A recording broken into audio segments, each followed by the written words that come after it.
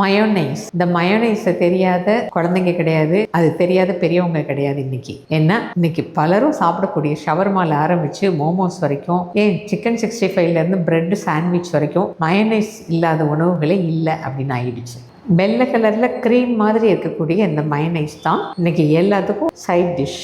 ஆனால் பச்சை முட்டை சேர்க்கப்பட்டு செய்யக்கூடிய இந்த மயோனைஸ் விஷமாக மாறக்கூடிய அபாயம் இருக்குது அப்படிங்கிறதுனால இது ரொம்ப ஆபத்தான உணவு அப்படின்னு சொல்லப்படுது. அதனால் அந்த பச்சை முட்டையிலேருந்து தயாரிக்கிற அந்த மயோனைஸுக்கு அடுத்த ஒரு வருஷத்துக்கு நம்ம தமிழ்நாடு அரசு தடை விதிச்சிருக்கு. பொதுவாக இந்த மயோனைஸ் முட்டையோட மஞ்சள் கரு, அப்புறம் ஏதாவது ஒரு தாவர எண்ணெய், வினிகர், கொஞ்சம் ஸ்பைஸ் எல்லாம் கலந்து செய்வாங்க. ஆனால் பச்சை முட்டை கலந்து செய்யக்கூடிய இந்த மயோனைஸில் இந்த மாதிரி சால்மனெல்லா டைபிமுரியம், சால்மனெல்லா என்ட்ரிட்டிஸ், அப்புறம் எஸ்கரிச்சியா கோலி, இந்த மாதிரி ஏகப்பட்ட பாக்டீரியாக்கள் மூலம் அந்த உணவு விஷமாக மாறக்கூடிய அபாயம் இருக்குது. அப்படிங்கிறதுனால மக்களோட நலன் கருதி இப்படி ஒரு தடையை நம்ம தமிழ்நாடு அரசு விதிச்சிருக்கு.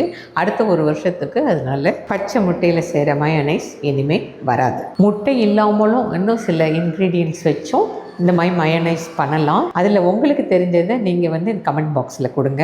ஆனால் எல்லாத்த விட முக்கியம், இது வெயில் காலம் அப்படிங்கிறதுனால சமைச்ச உடனே உடனுக்குடனே சாப்பிட்றது இன்னும் ரொம்ப முக்கியமான விஷயம்.